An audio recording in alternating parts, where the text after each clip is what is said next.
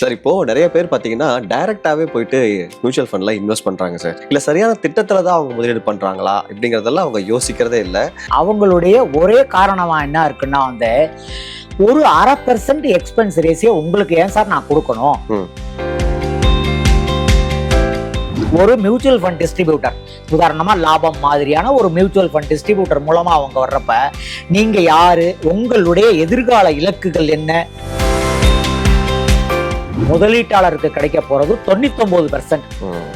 நீங்க அந்த 99%ல தான் கான்சென்ட்ரேட் பண்ணணுமே ஒழிய 1% அவருக்கு கிடைக்குது அப்படிங்கிற மாதிரி நீங்க இது பண்ணீங்கன்னா 1% ஆசைப்பட்டு ஏன் அவருக்கு கொடுக்கணுங்கிறத யோசிச்சு நான் பாட்டுக்கு போய் ஏதோ ஒன்று ஆப்ல போட்டு டைரக்டா பண்ணிட்டேன். இது உங்களுடைய எதிர்கால தேவைக்கு ஆட்டோபேயும் செட் பண்ணி விட்டுறாங்க. ஆனா இன்வெஸ்ட் பண்ணிருக்கிறதையே மறந்துட்டு அவங்க அந்த மாசத்துக்கான செலவுகளையும் பண்ணிடுவாங்க. அக்கௌண்ட்ல காசு இருக்காது. இது செக் கொடுக்குற மாதிரி தான். ஸோ நீங்க எதுல பண்ணீங்கன்னாலும் early retirement வேணுமா? மியூச்சுவல் ஃபண்ட்ஸ்ல இன்வெஸ்ட் பண்ண கால் லாபம் 9600296001. சார் வணக்கம் சார். வணக்கம் சார். இப்போ நிறைய பேர் பார்த்தீங்கன்னா டைரக்டாவே போயிட்டு மியூச்சுவல் ஃபண்ட்ல இன்வெஸ்ட் பண்றாங்க சார். யாருடைய அட்வைஸும் இல்லாம, ஒரு அனலைஸ் இல்லாம அவங்க டைரக்டா பண்றத பார்க்குறோம். இது சரியான முடிவு தானே அவங்க எடுக்கிறது, இல்லை சரியான திட்டத்துல தான் அவங்க முதலீடு பண்றாங்களா இப்படிங்கிறதெல்லாம் அவங்க யோசிக்கிறதே இல்லை. நாளைக்கு ஏதாவது கொஞ்சம் யாராவது ஒரு ஃபண்டு டிஸ்ட்ரிபியூட்டரோ இல்லை மியூச்சுவல் ஃபண்டு அட்வைசர்கிட்டயோ போகும்போது ஏன்பா இதில் ஏதாவது போட்டிருக்க அப்படின்னு கேட்கக்கூடிய கேள்விகள் அதிகமாகவே இருக்கு. இதை பத்தி நீங்க என்ன நினைக்கிறீங்க? கரெக்ட் கார்த்திக். நிறைய பேர் டைரக்ட் ஃபண்டில் முதலீடு பண்ணணும்னு நினைக்கிறாங்க. அவங்களுடைய ஒரே காரணமா என்ன இருக்குன்னா ஒரு 0.5% எக்ஸ்பென்ஸ் ரேஷியோ உங்களுக்கு ஏன் சார் நான் கொடுக்கணும் அப்படிங்கிறது தான் இருக்கு. அதாவது எக்ஸ்பென்ஸ் ரேஷியோங்கிறது டைரக்டுக்கும் இருக்கு, ரெகுலருக்கும் இருக்கு. ஓகேயா? டைரக்ட்ங்கிறது 1% இருக்கும், ரெகுலருங்கிறது 1.5% இருக்கும். 0.5% தான் வித்தியாசம். ஓகேயா? ஸோ அப்ப இந்த 0.5% நான் ஏன் உங்களுக்கு கொடுக்கணும், அதனையும் நான் இது பண்ணிக்கிறேன் அப்படிங்கிறது அவங்களுடைய லாஜிக்கா இருக்கு. நான் அவங்க கிட்ட எல்லாம் பொதுவாக கேட்பேன், சார் உங்களுக்கு உடம்பு சரியில்லை, நீங்க டைரக்டா போய் மெடிக்கல் ஷாப்ல மருந்து வாங்கி சாப்பிடலாம். ஓகேயா? இன்னொரு ஆப்ஷன், டாக்டரை பார்த்து நீங்க மருந்து வாங்கி சாப்பிடலாம். டாக்டரை பார்க்குறப்ப அவர் 300 ரூபாயோ 500 ரூபாயோ கேட்டு உங்க உடம்ப செக் பண்ணி உங்களுக்கு எந்த மருந்து கரெக்டா இருக்கும், அது நீங்க எந்த அளவுக்கு சாப்பிடணும் அப்படிங்கிறதெல்லாம் தெளிவா எடுத்து சொல்லுவார். அதப்ப அவருக்கு 300 ரூபாயோ 500 ரூபாய் நம்ம கொடுத்துதான் ஆகணும். ஆனா இதே இது நம்ம டைரக்டா மெடிக்கல் ஷாப்புக்கு போறப்ப மெடிக்கல் ஷாப்ல என்ன அவருக்கு என்ன தெரியுமா, ஏன்னா அவர் டாக்டர் கிடையாது, அவரு ஒரு மருந்து விற்கிறவர் தான். ஸோ அவரு ஈஸியா ஒரு மருந்தை கொடுத்துருவாரு. அது சம்டைம்ஸ் குணமாகும், பல நேரங்கள்ல குணமாகாது. ஸோ அப்போ நீங்கள் டாக்டருக்கு கொடுக்க போகிற அந்த 500 ரூபாயை மிச்சப்படுத்தணும்னு நினச்சிங்கன்னா நீங்கள் டைரெக்டாக மெடிக்கல் ஷாப்பில் 1000 ரூபா செலவழிப்பீங்க. அதுக்கு பதிலாக டாக்டர்கிட்ட கொடுத்துட்டு 500 ரூபா கொடுத்துட்டோம்னா ஈஸியாக நம்மளுடைய உடம்பு சரியாகும். இதே மாதிரி தான் டைரக்ட் ஃபண்டுக்கும் ரெகுலர் ஃபண்டுக்கும் உள்ள வித்தியாசம். டைரக்ட் ஃபண்டில் போகிறவங்க பார்த்தீங்கன்னா பல புள்ளி விவரங்கள் சொல்கிறாங்க. முதல்ல அவங்க இலக்கின் அடிப்படையில் இன்வெஸ்ட் பண்ணுறதே கிடையாது. நானும் இன்வெஸ்ட் பண்ணுறேன், நான் இன்வெஸ்ட் பண்ணுறேன், அந்த கெத்து தான் அவங்களுக்கு இருக்கே ஒழிய நான் ஏன் இன்வெஸ்ட் பண்ணுறேன், என்ன காரணத்துக்காக இன்வெஸ்ட் பண்ணுறேன், இதை நான் எவ்வளவுக்கு நான் இன்வெஸ்ட் பண்ணணும், எவ்வளவு காலத்துக்கு பண்ணணும், இதனுடைய ரிட்டர்ன் நான் எப்படி பார்க்கணும் அப்படிங்கிற மாதிரி எல்லாம் ஒரு இலக்கு இல்லாமல் அவங்க பண்ண ஆரம்பிக்கிறதுனால டைரக்ட் ஃபண்டில் இன்வெஸ்ட் பண்ணுறவங்க அதிகபட்சம் 5 வருஷத்துக்கு மேலே இன்வெஸ்ட் பண்ணுறது கிடையாது.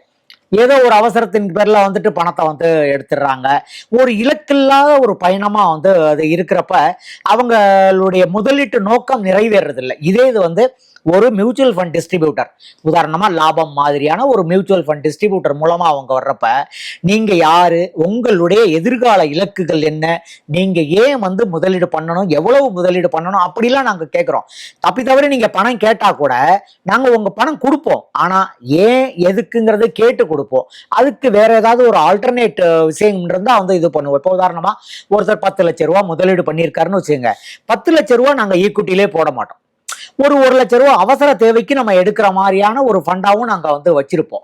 அப்படிங்கிறப்போ உங்களுக்கு பணம் வேணும்னா இந்த அவசர தேவைக்கு வச்சிருக்கிற பணத்தை மட்டும் எடுத்து கொடுப்போம். ஸோ அப்போ உங்களுடைய முதலீட்டு நோக்கம் எந்த வகையிலையுமே பாதிக்கப்படாது. நேரடியா நீங்களே போய் இது பண்றப்ப உங்களுக்கு இந்த மாதிரியான விஷயங்கள்லாம் தெரியாது. சரி எது எடுக்கிறது அப்படின்னா நீங்க ஏதோ ஒன்று எடுத்துருவீங்க. அப்போ அந்த தப்புகள் என்ன ஆகும்னா பிற்காலத்துல மிகப்பெரிய பாதிப்பை ஏற்படுத்துறதா இருக்கும். அதனால முடிஞ்ச வரைக்கும் நீங்க உங்களால அதுக்காக நான் டைரக்ட் பண்ணிட்டே போக வேணாம்னு சொல்லல சார். என் காரை நானே ஓட்ட முடியும், என் விமானத்தையே நான் ஓட்ட முடியும் அப்படிங்கிற ஒரு திறமை இருக்கு, நான் என் ஃபண்டை நல்லா பார்த்துக்க முடியும் சார், எனக்கு அந்த திறமை இருக்கு, அந்த நாலேஜ் இருக்கு, அதுக்கான டைமும் எனக்கு இருக்கு அப்படின்னா நீங்க பண்ணிக்கங்க. இல்ல எனக்கு வந்து என்னுடைய நாலேஜும் இல்லை, எனக்கான டைமும் இல்லை அப்படிங்கிறவங்க தாராளமா 0.5% அதிகமானாலும் பரவாயில்ல, ரெகுலர் ஃபண்டில் போயிடுறது அப்படிங்கிறது பெஸ்டான டெசிஷனாக இருக்கும். Super sir. சார் இப்போ மியூச்சுவல் ஃபண்ட்ல டைரக்ட்னு ஒரு விஷயம் இருக்கு, ரெகுலர் அப்படின்ற ஒரு விஷயம் இருக்கு. டைரக்ட் ஃபண்ட்னா என்ன, ரெகுலர் ஃபண்ட்னா என்னங்கிறதுலயே முதலீட்டாளர்களுக்கு நிறைய குழப்பங்கள் இருக்கு சார். முதல்ல அது கொஞ்சம் தெளிவுபடுத்துங்களேன். கரெக்ட், நல்ல கேள்வி. ஏன்னா இன்றைக்கு இளைஞர் மனதுல வந்து இந்த டைரக்ட் ஃபண்டு ஸ்கீம் வந்து நிறைய ஆதிக்கம் இருக்கு. நிறைய பேர் என்ன நினைக்கிறாங்க, ஒரு டிமேட் ஆரம்பிச்சு நான் பங்குகளை வாங்குற மாதிரி அதே டிமேட்ல நான் வந்து ஃபண்டுகளையும் வாங்கிக்கலாம் அப்படிங்கிறது அவங்களுடைய எண்ணமா இருக்கு. ஏன்னா நிறைய இன்னைக்கு வந்து வலைதளங்கள் வந்துருச்சு, அதுல வந்து ஈஸியா நீங்க டிமேட் ஓபன் பண்ண முடியுது, அதுலயே உங்களுக்கான பங்குகளை வாங்கிக்கலாம், ஃபண்டுகளையும் வாங்கிக்கலாம் அப்படிங்கிறது ஒரு எண்ணமா இருக்கு. ஸோ அது அப்படி நீங்க டைரக்ட் ஃபண்டில் வாங்குறப்ப உங்களுக்கு எக்ஸ்பென்ஸ் ரேஷியோங்கிறது கொஞ்சம் கம்மியா இருக்கும். நீங்க டைரக்ட் ஃபண்டு மாதிரியே இன்னொன்று இருக்கிறது ரெகுலர் ஃபண்டு. இந்த ரெகுலர் ஃபண்டுங்கிறது எம்எஃப்டிஸ். இப்போ உதாரணமா லாபம் நிறுவனம் வந்து ரெகுலர் ஃபண்டுகளை மட்டும்தான் கொடுக்கும். ஓகே, நீங்க வந்து நாங்க டைரக்ட் ஃபண்டை வந்து கொடுக்க மாட்டோம். நிறைய பேர் வந்து எங்ககிட்ட வந்து டைரக்ட் ஃபண்ட் வந்து கேட்கறாங்க, லாபத்துல உங்களுக்கு டைரக்ட் ஃபண்டு கிடைக்காது, ரெகுலர் ஃபண்டு தான் வந்து கிடைக்கும். ஏன்னா அது லாபம் அதிகமா கிடைக்குமா சார்? ரெகுலர் லாபம் அதிகமா கிடைக்கும் அப்படிங்கிறத விட இந்த டைரக்டுக்கும் ரெகுலருக்கும் உள்ள முக்கியமான வித்தியாசம் என்னன்னா, எக்ஸ்பென்ஸ் ரேஷியோ இந்த டைரக்ட் ஃபண்டுல ஒரு 0.5% கம்மியா இருக்கும். சரி சரி. உதாரணமா ஒரு ஃபண்டுக்கு 1% எக்ஸ்பென்ஸ் ரேஷியோ டைரக்ட்லன்னு வச்சுக்கோங்க, ரெகுலர்ல அது 1.5% இருக்கும். ஓகேயா? இந்த 1.5% ஒரு 0.5% ஏன் இருக்கு அப்படின்னா, அதுல இருந்து வர்ற வருமானம் தான் அந்த ஏஜென்ட்டுக்கு வந்து அந்த மியூச்சுவல் ஃபண்ட் வாங்கி கொடுக்குற எம்எஃப்டிக்கு 1%, 0.5% அப்படியே கொடுத்துட மாட்டாங்க, அதுல ஒரு பகுதி வந்து அந்த எம்எஃப்டிக்கு கமிஷனா வந்து கொடுப்பாங்க. மற்றபடி இந்த 2 பேருக்கும் 1%ங்கிறது அந்த மியூச்சுவல் ஃபண்ட் இதுக்கு போயிடும். ஏன்னா ஒரு மியூச்சுவல் ஃபண்ட் திட்டத்தை நடத்தணும்னா அவங்களுக்கு வந்து நிறைய எம்ப்ளாயிஸை வச்சிருப்பாங்க, அவங்க கட்டடம் வாடகை கொடுக்கணும், லைட்டு காசு இருக்கு, கரண்ட் காசு இருக்கு. சோ அதுக்கு மேல அவங்களுக்கு ஒரு லாபமும் ஈட்டணுங்கிறப்போ வந்துட்டு அந்த 1%ங்கிறது 2 பேருக்குமே காமன். ஒரே ஒரு 0.5%ங்கிறது மட்டும் தான் வந்து எக்ஸ்பென்ஸ் ரேஷியோ ரெகுலர் ஃபண்ட்ல கொஞ்சம் ஜாஸ்தியா இருக்கும். இந்த 0.5% நான் ஏன் எம்எஃப்டி கொடுக்கணும், நானே வந்து வாங்கிக்க மாட்டேன்னா, எனக்கு வந்து நிறைய ரெக்கமெண்டேஷன் வந்து வருது. பாத்தீங்கன்னா 6 மாசத்துல என்ன ஃபண்ட் நல்லா ரிட்டர்ன் கொடுத்துருக்கு, 1 வருஷத்துல என்ன ரிட்டர்ன் கொடுத்துருக்கு, அப்படிலாம் எனக்கு டேட்டா கொடுக்குறப்ப நானே செலக்ட் பண்ணிட்டு போலாமே, நான் எதுக்கு இன்னொரு எம்எஃப்டி கிட்ட போய் நான் கட்டணும் அப்படின்னு வந்து நினைக்கிறேன். டைரக்ட் ஃபண்ட்ல முதலீடு பண்றவங்க அதிகபட்சமா 5 வருஷத்துக்கு மேல இன்வெஸ்ட் பண்றதுங்கிறதே கிடையாது. ரெண்டாவது முக்கியமான விஷயம், அவங்க ஒரு இலக்கு இல்லாம பண்ணிட்டு இருக்காங்க. என்னுடைய இலக்கு, என்னுடைய எதிர்கால தேவைகள் என்னென்ன, அதுக்கு நான் எவ்வளவு சேர்க்கணும், அதுக்கு நான் என்னென்ன ஃபண்டுகளை இது பண்ணணும் அப்படிங்கிறது இல்லாம வெறும் பெர்ஃபார்மன்ஸ் மட்டுமே வச்சு இது பண்ண மாட்டா போறது சரியா இருக்காது. ஏன்னா ஒரு 10 ஃபண்ட் இருக்குன்னு வச்சுங்க, இன்னைக்கு டாப்ல இருக்கிறது நாளைக்கு 2வதுல இருக்கும், இன்னைக்கு 3வது இருக்கிறது நாளைக்கு டாப்ல இருக்கும், இப்படி மாறிக்கிட்டே இருக்கும். ஸோ அப்ப அப்படி மாறிக்கிட்டே இருக்கிறப்ப நீங்க அதை சேஸ் பண்ணிக்கிட்டே இருந்தீங்கன்னு செய்யுங்க, உங்களுக்கு கடைசியில ஒரு நாமினல் ரிட்டர்னுங்கிறது உங்களுக்கு கிடைக்காம போயிடும். ஸோ நல்ல ஃபண்ட் எது அப்படிங்கிறத வந்துட்டு ஒரு முறை கரெக்டா அது பண்ணிட்டு அதில் குறைஞ்சது ஒரு 2-3 வருஷமாவது போனீங்கன்னா உங்களுக்கு ஒரு நீண்ட காலத்துல ஒரு நல்ல ரிட்டர்ன் கிடைக்கிறதுக்கு வாய்ப்பு இருக்கு. என்னுடைய ஒரு வேண்டுகோள் என்னன்னா, நீங்க வந்து 0.5% அதிகமா கொடுக்கணுங்கிறது மட்டும் நினைக்காதீங்க. உங்களுடைய உடம்புக்கு ஏதாவது ஒரு நோய் வந்ததுன்னா நீங்க மெடிக்கல் ஷாப்ல போய் மருந்து வாங்கி சாப்பிட்றத விட டாக்டர்கிட்ட மருந்து வாங்கி சாப்பிட்றது தான் உங்களுடைய நோய் சீக்கிரமா குணமாகும். ஒரு சின்ன தலைவலி, ஒரு சின்ன காய்ச்சல், ஒரு சின்ன வயிற்று வலினா நம்ம மெடிக்கல் ஷாப்ல கூட வந்து இது பண்ணிக்கலாம். ஒரு கேன்சர் வந்துருச்சு, ஒரு காலரா வந்துருச்சு, அந்த மாதிரி ஒரு பெரிய நோய் வர்றப்ப நம்மளே போய் மெடிக்கல் ஷாப்ல மருந்து வாங்கி சாப்பிட முடியாது. அது மாதிரிதான் முதலீடுங்கிறது சின்ன காய்ச்சலோ தலைவலியோ கிடையாது, அது ஒரு தீவிரமான ஒரு கவனம் கொடுக்க வேண்டிய ஒரு விஷயம். ஸோ அப்போ அதை நம்ம என்ன பண்ணணும்னா, அதுக்கான ஒரு எக்ஸ்பர்ட்டை கலந்து பண்ணணும். 0.5%க்கு நீங்க பணம் கொடுக்கறதுக்கு ரொம்ப தயங்குனீங்கன்னா நீங்க இழக்க வேண்டியது 1%-ஆ இருக்கும். ஸோ 1% வந்துட்டு இழக்கிறதுக்கு பதிலாக 0.5% கொடுத்துட்டு போயிடலாமே. சரியான வழிகாட்டுதல் கிடைக்கும்ல.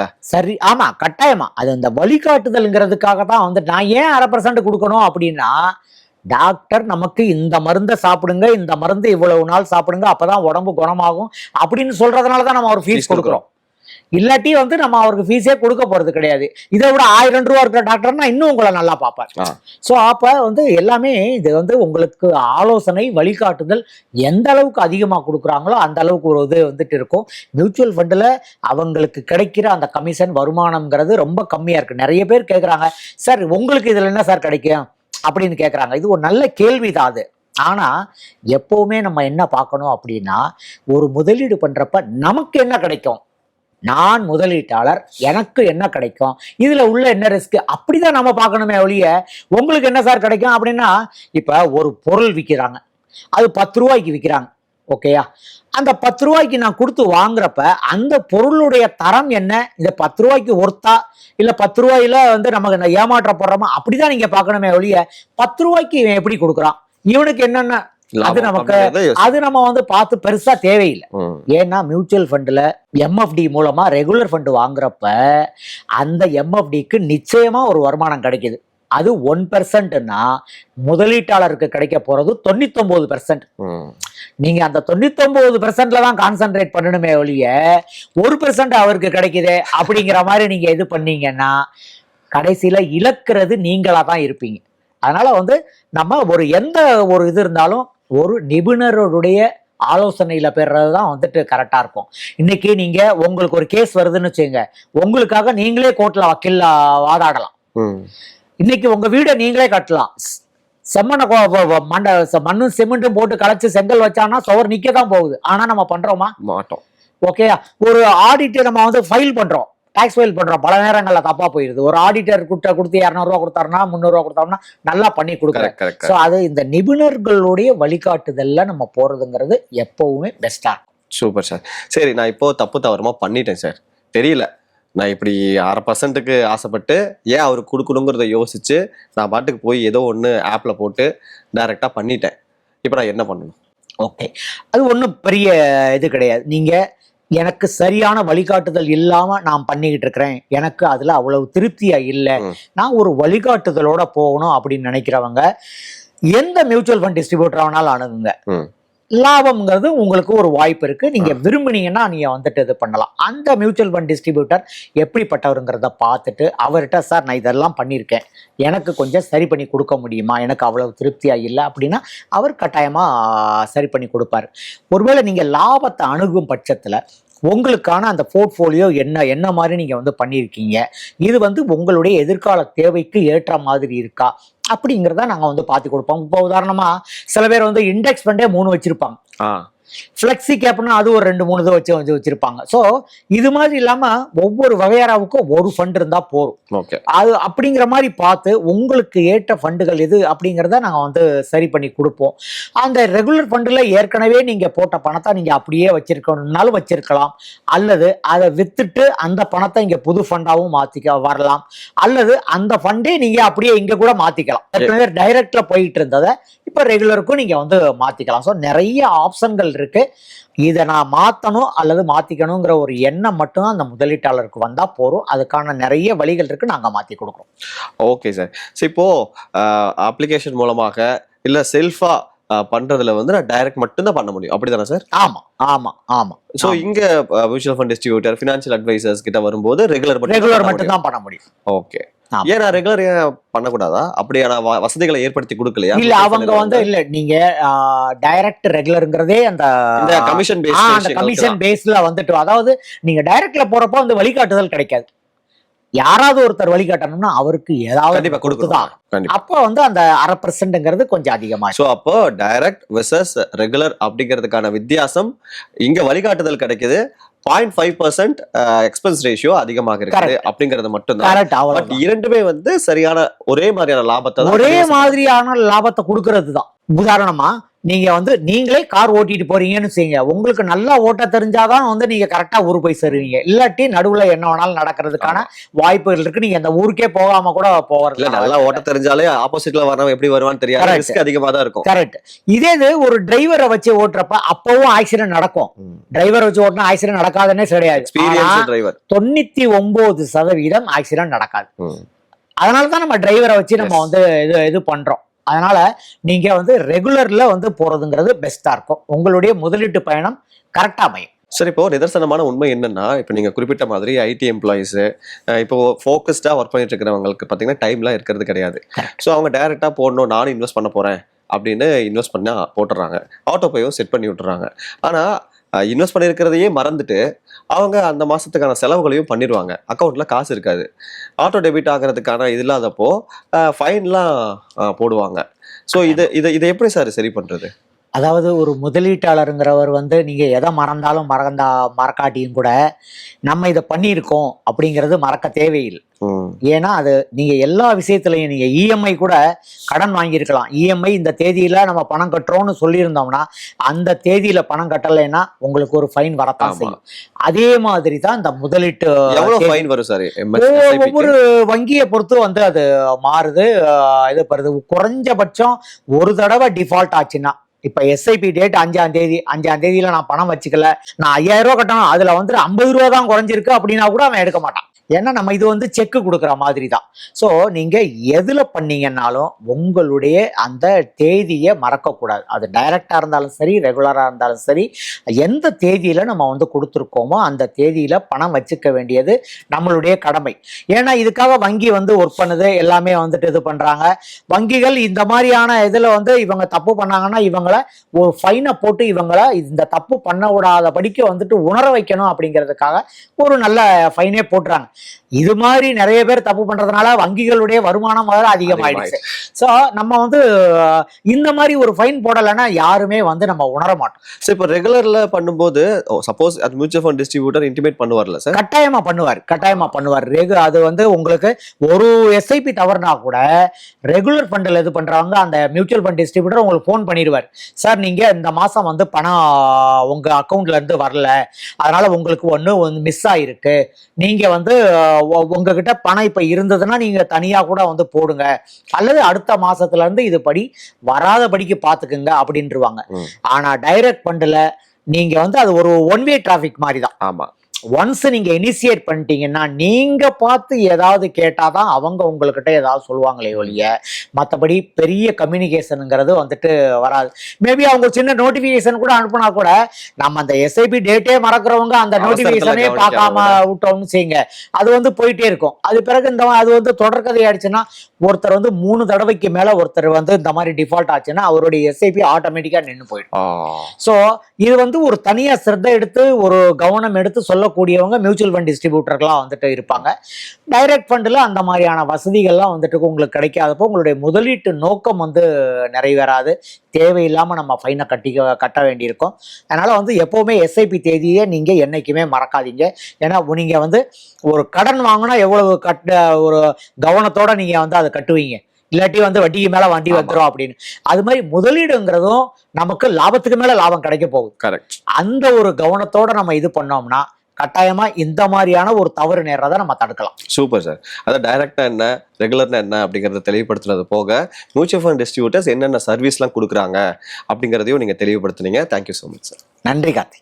சீக்கிரமா ரிட்டையர் ஆகி லைஃபை என்ஜாய் பண்ணணுமா? நிபுணர்களின் துணையோடு மியூச்சுவல் ஃபண்ட்ஸ்ல இன்வெஸ்ட் பண்ண கால் லாபம் 9600296001.